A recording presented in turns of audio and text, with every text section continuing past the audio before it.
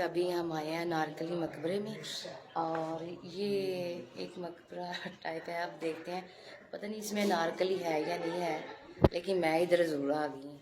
और ये म्यूज़ियम है बाकायदा तौर पे, और यहाँ पे बहुत सी चीज़ें देखने को मिल रही हैं। मेरे साथ अंसारी साहब हैं, मुझे ये लेके आए, ये कह रहे हैं कि थिएटर देखती रहती हूँ, अच्छी चीज़ें भी देखा करो, नॉलेज में इजाफा होता है।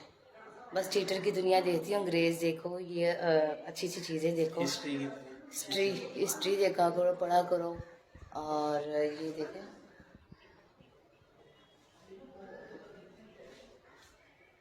अच्छा लग रहा है। हमने बड़े पुराने साल के जो सिक्के होते हैं वो देखे हैं, मोहरें देखी हैं, लगती थी। ये है जी पाकिस्तान का नक्शा।